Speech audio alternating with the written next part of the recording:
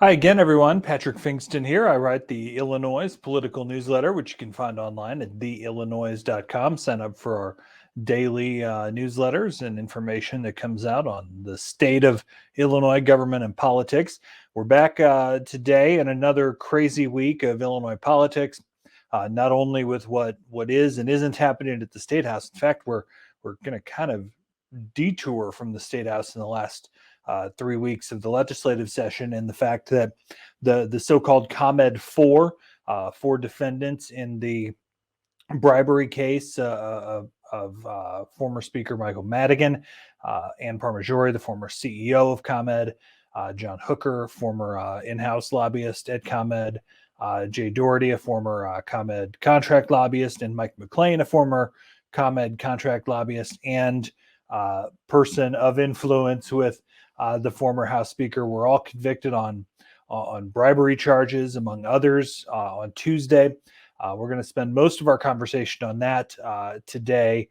We will speak with Jon Seidel, the federal courts reporter for the Chicago Sun-Times, who was in the courtroom pretty much every grinding minute of that multiple week trial, and I have some really good insights from him as to why the trial went the way that it did. I've said here and in columns that I wasn't totally sold that the government made the case that this was more than just trying to curry favor with a politician through lobbying activities, and the federal government clearly convinced the jury that that this was more than just lobbying.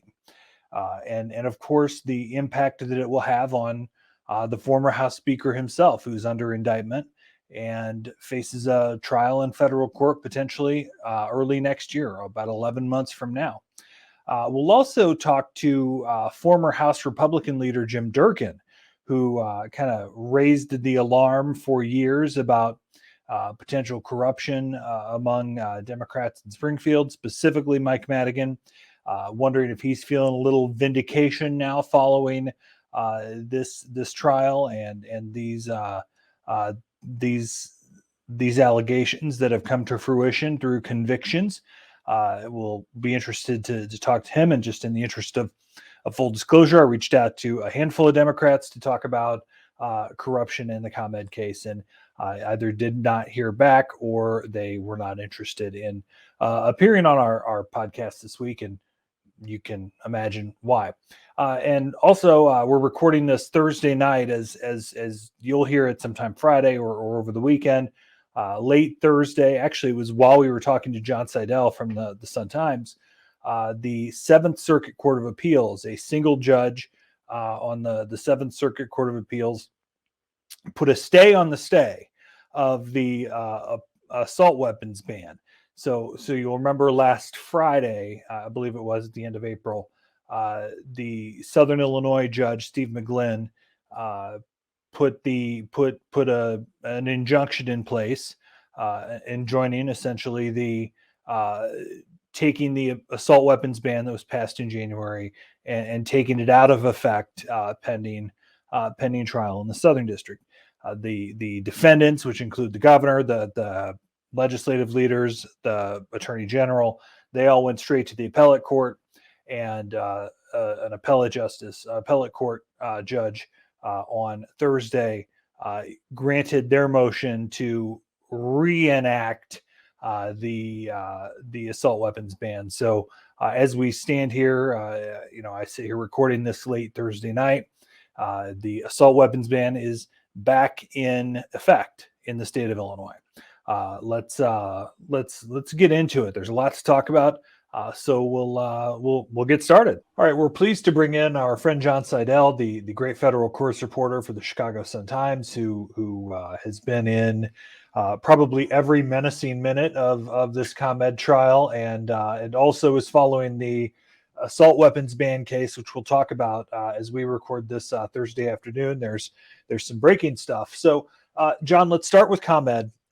You and I have talked a couple of times during this trial that I was skeptical that the feds were meeting that burden of here's the quid pro quo, here's the the clear bribe that Mike Madigan benefited from this deal.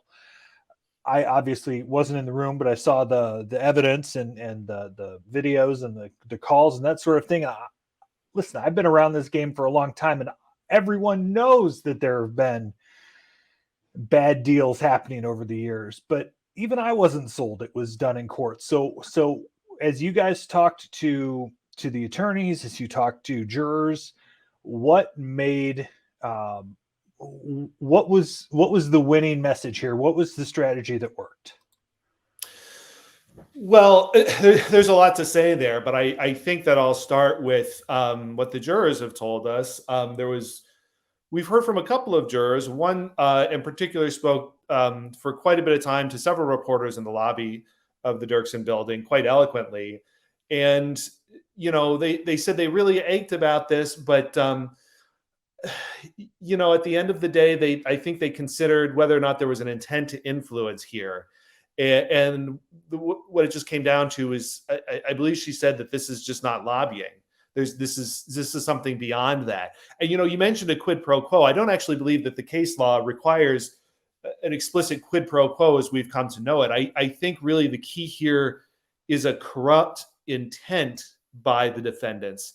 And, there is a legal definition of that corrupt intent, which speaks to, in this case, Michael Madigan's official duties or official actions.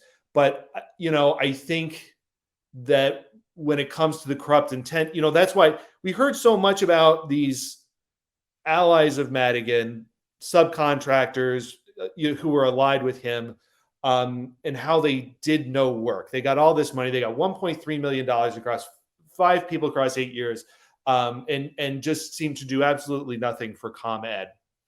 It's been pointed out by defense attorneys, there's actually nothing illegal about the fact that they didn't work, except that it speaks to the corrupt intent. And, the fact is they were getting this money. The defendants knew about it. The defendants knew they weren't working. And it just so happens these were 5 people who were tied to Madigan. And I also think back to the scheme involving Juan Ochoa and how this idea was floated of not, there was pushback about putting Juan Ochoa on the ComEd board, which is what Madigan apparently wanted. The suggestion was floated, well, maybe we could get him a job that pays the same amount of money. But it turns out Madigan wanted him on the board. And so Madigan told McLean he'd like them to keep pressing on it. McLean took that message to Anne Pramaggiore, who at that point, I forget exactly in that moment whether she was CEO of ComEd or moved on, but she was clearly in a position to push on this. She took those orders. She heard that Madigan wanted her to keep pressing, and she said that she will keep pressing. There was no question, no if. So I think, I think it was the corrupt intent that was really the core here. Now, all of that said, the defense attorneys had lots to say about it. They denied that there was a corrupt intent. They denied that there was, any quid pro quo that you mentioned, and they rejected this theory. And a lot of people thought this would be some kind of mixed verdict. At the end of the day, it was a resounding guilty across the board. Yeah, the idea of paying lobbyists not to work, it's actually not uncommon. I know a lot of, I can think of specifically a healthcare lobbyist in another state who has for years, he's such a powerhouse, was hired by the other side of an issue so that he wouldn't go beat them. Even though we don't want you to work for us, we just don't want you to work for the other guys. Yeah. That itself isn't illegal. It's where they were specifically currying favor for Madigan. Right? What was the intent? Was it the intent to just keep these guys off the playing field so competitors couldn't get them? Or were they doing this so that Mike Madigan wouldn't kill their bill, which, apparently is was the point of this, that the fear that Madigan would take some adverse action against them. Let's talk about the defense, because it seemed very scattershot, at least as these guys tried to find their way out of it. Because we've talked a lot about the tapes and the videos, etc. But you had a couple of these guys on the stand in their own defense. Anne Pramaggiore specifically, from what we heard, did a very poor job in defending herself. Couldn't defend some of the actions. In the end, how how did you guys see what the defense was doing? Did you see their strategy? Could you understand what they were doing? Yeah, I understood what they were doing, and I thought overall, and we can pick about certain things, but overall, I thought they I thought they put up a very good fight. I mean, and definitely had people questioning where the legal line was. When did this become a crime? And Patrick Cotter, on behalf of Michael McLean, called this the dark theory of the government. That look, politics is raw. Lobbying is about relationships. This is about goodwill.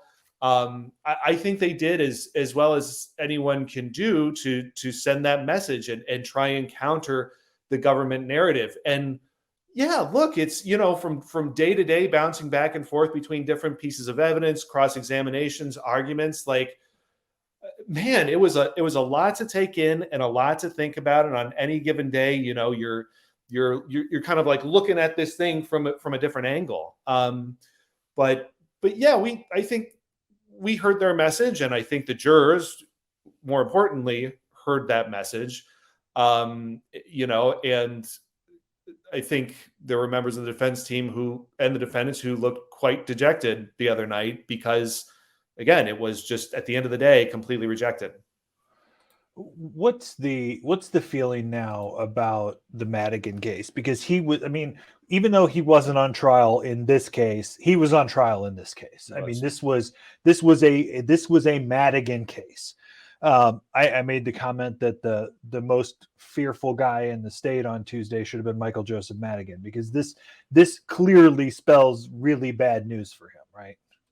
I don't think there's any other way to spin it. It was, again, you saw these were elite lawyers. Scott Lazar, on behalf of Ampromajore, he's a former U.S. attorney in Chicago. Everyone involved in the defense. They're great attorneys, and they did their best, and they fought tooth and nail, and they lost. And you're right, Michael Madigan was front and center in this trial, even though he never stepped in the room. So where does his case go from here? I don't know that there's a deal to be cut. It appears there likely will be a trial. And this also cuts both ways in that, on the one hand, the defense attorneys, I'm sorry, let me back. On the one hand, the prosecutor's got a chance to run this evidence through, to get these witnesses on the stand, and they will probably refine their case between now and whenever, he's set to go in trial in April. If he goes in trial in April, we'll see it then. Madigan's team also got a chance to look at this evidence as well, which is something defendants don't often get. So there's a little bit of an opportunity for them to maybe take a look at this over the next several months and think about what they can do with it. But I think that's the only silver lining I can see for them. You brought that up, though, and I think that's where I was going on this question was, is there a deal to be made? I mean, if Sonny Pasquale is acting, U.S. attorney, any deal this big probably has to be, agreed on by the attorney general. I don't know that it goes as far as the White House, but I mean, there are political forces in play here. And we're also talking about an 80-plus-year-old man who doesn't want to die in prison. Yeah. Even if it's white collar prison, it's still prison. So is there a deal to be cut? I'm very skeptical. And you mentioned his age and not wanting to die in prison. I'm even more skeptical that there's a deal to be cut that would keep him from going to prison in his 80s. He is, as they say, the feds flip people to get to the big fish. Michael Madigan is the big fish. He's the top of the ladder. I'm not sure what the incentives are, really, on either side, other than to just try and avoid quite an ordeal. But look, I mean, I've been surprised before, and we'll certainly be watching, especially after this, to see if this starts to go in a different direction. If you're the feds, do you offer McLean or Pramajor or Hooker or even Tim Mapes, who's charged in a separate but slightly related case? Do you offer them a deal or a reduced sentence to flip at this point, since we can, Mike McLean, you're 75. We can keep you out of prison if you work with us? Possibly, although I think there'd be some credibility issues if they only flipped after they're convicted and face serious prison time. I mean, I think those overtures have been made, and we are where we are. Okay. So again, I'm not seeing a lot of signs of it. Believe me, I've asked these questions. I'm not getting a lot of hints that these are possibilities. But look, this was a big verdict. I think it shook a lot of people. I think that this reality that we're in now was abstract for a lot of people for a long time. This indictment against the four came down in November of 2020. So it's been more than 2 years that they lived with this, and defense attorneys saying, we'll fight. I know there are going to be appeals. But now that reality is here, they are convicted. And we are talking about serious prison time, and the lay of the land has changed. And, we'll see. I'm not saying anything definitively. I'm just saying, as I sit here right now, I'm skeptical that those deals will be cut. But, I'm not watching for that. And before we let you go, Jon, and I appreciate all your context on this. We're talking late Friday or late Thursday afternoon. The Seventh Circuit Court of Appeals has just weighed in on the assault weapons ban. It looks like they have stopped the stay that was put on by Southern District Judge Steve McGlynn. It seems to trail along with what is going on in the Naperville case. What do you know? What do you see from the order? Right. And you're right. This order just came down. So I'm still trying to make sure that I've got a good hold on everything. But my reading of it is that good incentive to go read your Sun-Times tomorrow. Exactly. Judge McGlynn on Friday entered an order blocking enforcement of the assault weapons ban. Now McGlynn's order has been stayed by Judge Easterbrook in the Seventh Circuit, which would appear to mean that our assault weapons ban in Illinois is back on and can be enforced for the time being. Judge Easterbrook's order appears to also have some temporary sense to it. He's still inviting briefing on the subject. So I think he's going to continue to analyze this. And in the meantime, you're right, the Robert Beavis case from Naperville, which is now before Justice Amy Coney Barrett in the Supreme Court, she has asked for a response from opposing sides due by Monday. So we're also watching to see what she will do. I feel like we're very much in an on again, off again situation with this assault weapons ban. It appears it is now on again, but we'll just keep watching as these legal challenges continue to move their way through the courts. It was like dating in my 20s, on again and off again. The reality here is that this case, I mean, no matter what happens in the state Supreme Court, though I don't think anyone who has any realistic understanding of the state Supreme Court thinks they're going to uphold the challenge. They're going to uphold the law. Mm-hmm. The federal court here is the issue. Are we just bound for years and years of appeals now to get us to the Supreme Court, or is there a way that this gets fast tracked up there? Because that's where it's going, right? Yeah, look, Justice Barrett could send a very clear message. Maybe she may decline to. Are we bound for years of back and forth on this ban? I don't know that we are, but unfortunately, this is kind of what happens in the courts. These things get bounced around, and I would hope that sometime soon we will get at least some sort of stability from the courts. While these challenges continue to make their way up. It is interesting to me that the Seventh Circuit earlier declined to block the ban and now has agreed to block an order that blocked the ban. So they appear to have shown a preference there. But I'm reading a lot into, there's been no real commentary from the judges there.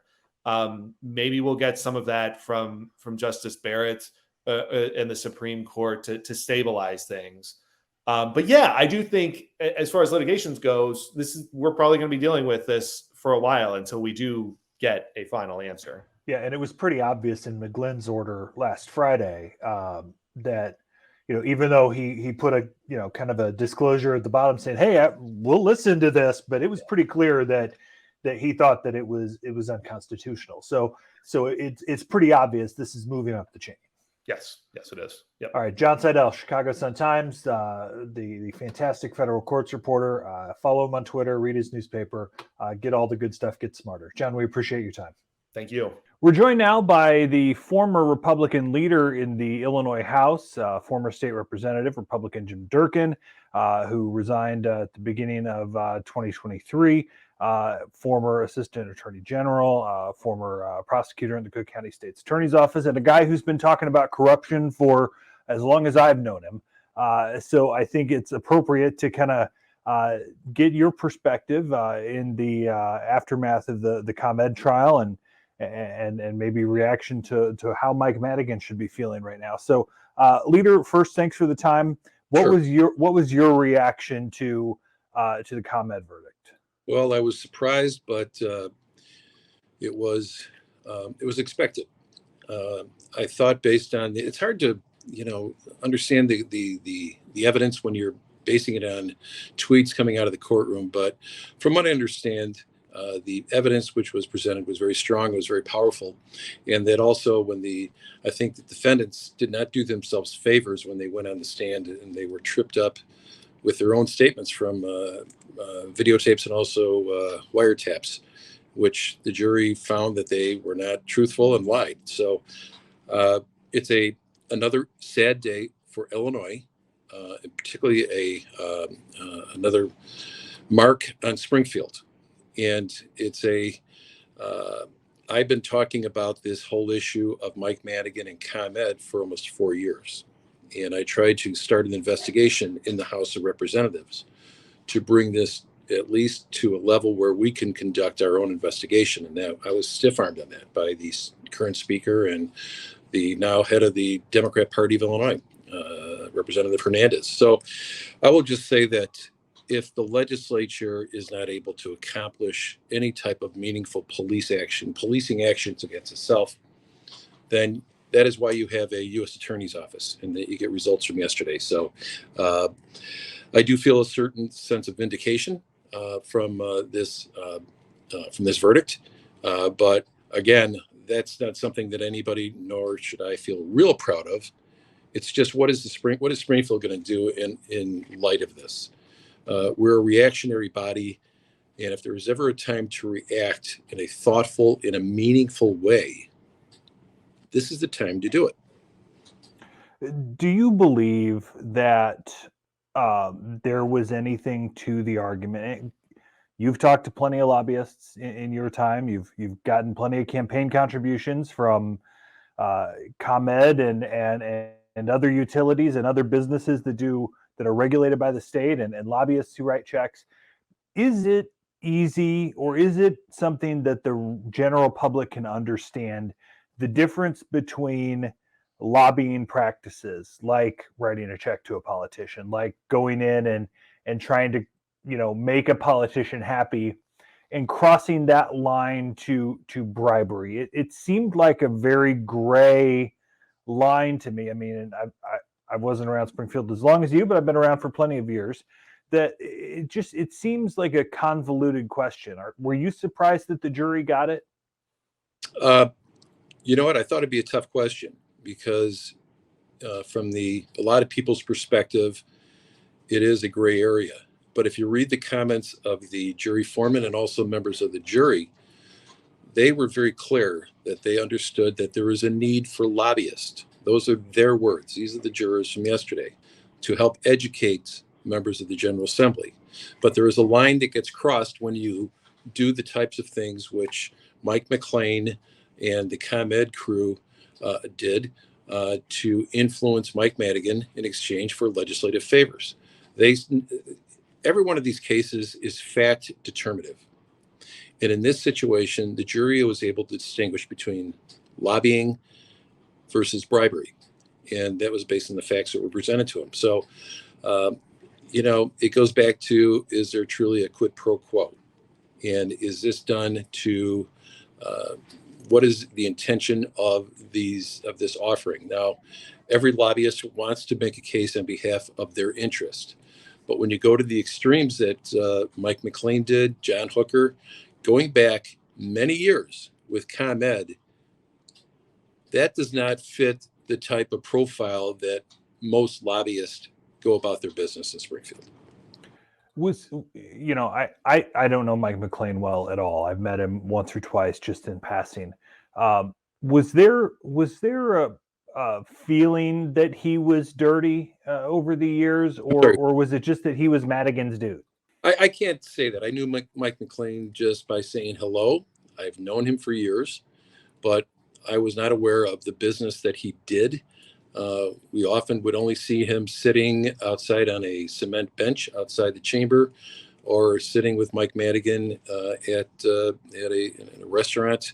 So I'm not quite sure exactly what his role was in Springfield, but it's not something that I was particularly aware of. I know he was extremely close to him, and that Mike McLean basically had his hands in every major issue, which is fine. There's nothing wrong with that. But after that, I was not aware of what exactly, to the extent that he went to make sure that the speaker was taken care of. Just how bad is this result for Mike Madigan? It's terrible. That's a question that a lot of lawyers have had based on whether, depending on how the jury came back. If it came back as a not guilty, obviously it'd be very good for him, because it shows that the people in the jury pool were able to distinguish between a crime and also what is a legal lobbying act, and they saw through that. But these are witnesses that went under intense cross-examination, who some of them will probably be brought back again from Mike Madigan's trial. And I'm sure that there's other individuals that people have been scratching their head, wondering why they weren't called as witnesses. So I just think that Mike Madigan's case is getting worse for him. There may be a situation where some of these defendants may ask for some type of leniency in exchange for cooperating with the U.S. attorney on the Madigan trial. That's not unheard of. So, and for those who are considering that, they just need to ask themselves, would Mike Madigan take a bullet for them? So, if you're Mike Madigan, and you were a Republican leader, you were running the campaign arm, you wanted to be speaker. Sure. What would be different from a Republican angle here? I mean, you would still be getting requests from ComEd. You would still be having lobbyists knock on your door. You've got people who are close to you who can do things around the side. What's the difference in what Madigan did and what happens in any other state legislature? It's hard to tell, but we're learning more and more of how the Madigan playbook has operated. And yesterday was a very bad example of how government should be run. People or lobbyists and businesses, associations come to Springfield for the simple reason. They believe that they've been wronged and they need to get legislative help. Everyone should get a fair shot at having their problem addressed through the legislative process. And not one group should get a preference over the other. Little guys should have the ability to at least have their bills called. And that's what my biggest complaint has been over the years, is that not only is the House Democrat Rules Committee extremely and bitterly partisan, but they just never give even the little guy a chance to have their bills called and give them whether it's an up or down vote in front of a committee. That's all people want. They just want to be heard. And they want to know that at least they have a shot to make their case. And the Rules Committee goes beyond the verdict that was returned yesterday. This is more about power and control that has existed under that Capitol by the Democrats who've run that chamber. Nothing's changed to date. We are still blocked out, and I noticed that the Republicans are still blocked out from a number of bills that they introduce. Never see the light of day. I didn't get much under the new speaker. I think I maybe had one or two bills and a resolution or two that even got out of the chambers. So that was that's a whole different story. But the problem is that the way that the chamber operates, it doesn't give the little guy a chance to make his case or to have his voice heard during legislative process. Yeah, it certainly seems like Leader McCombie doesn't have a particularly improved relationship with the new speaker that even compared to what you did. And you guys had some history behind it too. So let me ask you this before we let you go, Leader.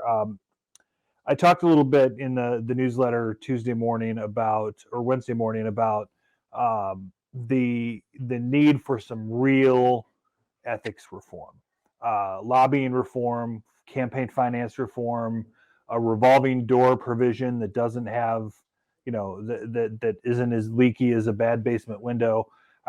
What if Durkin's bill could get called and passed tomorrow? What cleans this mess up? That's a good question. We've had a number of bills over the past few years introduced, which get buried, get thrown into a select committee on ethics like they did 2 years ago, which is kind of funny because I'm listening to Democrats saying that we've taken great steps to clean up Springfield, and that's absolute nonsense. Absolute nonsense. It's window dressing. 3 years ago, there was a representative part of Mike Madigan's legislative team named Louis Arroyo, who's a registered lobbyist in the city of Chicago, who was trying to bribe a sitting state senator as a lobbyist for a gaming interest, while that state senator was wearing a wire for the federal government. You can't make this stuff up. This is like right out of a Hollywood script. But the first question we had is why is it's a mystery that why the members of the legislature can lobby, because they're not prohibited. So we said, let's ban the legislature. That's 5 words in a sentence. Ban members of the legislature from lobbying. That couldn't pass. So we do have members of the legislature that are still or were registered as lobbyists as of a few months ago in city hall or county government. That's not right. The members of the legislature are the ones who are appropriating billions of dollars to the local governments in the city of Chicago. I'll just start with that. But the things he hit on, and I'm not going to sit in the shoes of the legislature, but economic interest statement, further campaign finance reform, whatever that looks like, there's always a way around it. But I think the whole issue of transparency needs to be completed. It needs to be brought wide open to the public's viewing. And there's just a lot of things in Springfield that the public is unaware of. Things that sound very, very dull and boring about how does a budget, what is the posting requirement for a budget? I mean, you've got a $40 billion piece of paper that doesn't go through a committee. If it does, it takes about 5 minutes and there's no viewing in the public. I could spend a long time talking about that. But there needs to be a stronger economic interest statement to avoid conflicts of interest. And there has to be some type of stronger regulation regarding the lobbying core. But I don't have anything offhand that I could recommend other than why don't we just say that legislators should be banned from lobbying? That was and that's why I felt that the last bill, which the Democrats said it was a great members on cleaning up Illinois government. I voted against it specifically because of that reason, because we did not ban the members of the legislature from lobbying. And one of them was convicted, is now doing hard time in the federal joint because of that. Should companies like ComEd that are specifically state regulated, that are utilities, whether it's ComEd, whether it's Exelon, whether it's Ameren, water companies, etc., NICOR, should they be allowed to make campaign contributions to the politicians that directly oversee their business? Well, you're going to get into a lot. There's so many different businesses that are under the purview of the state, whether in the Department of Agriculture, people under the Department of Professional Regulation, doctors, dentists, farmers.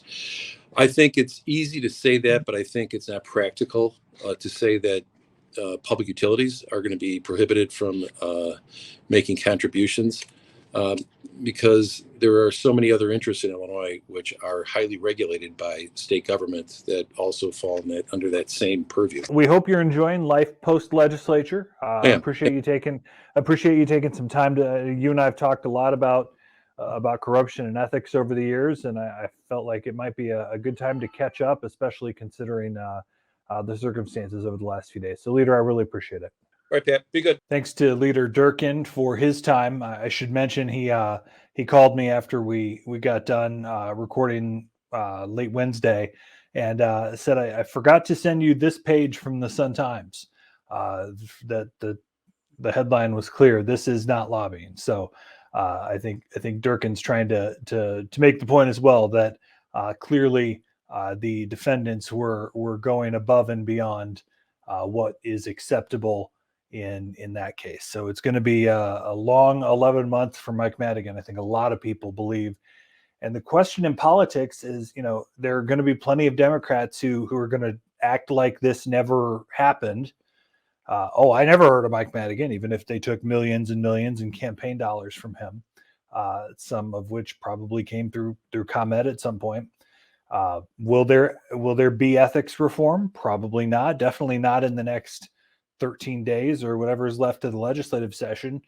And in 2024, when you've got Mike Madigan on trial potentially, can Republicans, whose campaign arm has been essentially feckless for the last few cycles, can they turn that issue, and can they turn corruption into an issue that moves to Illinois? They haven't been able to yet.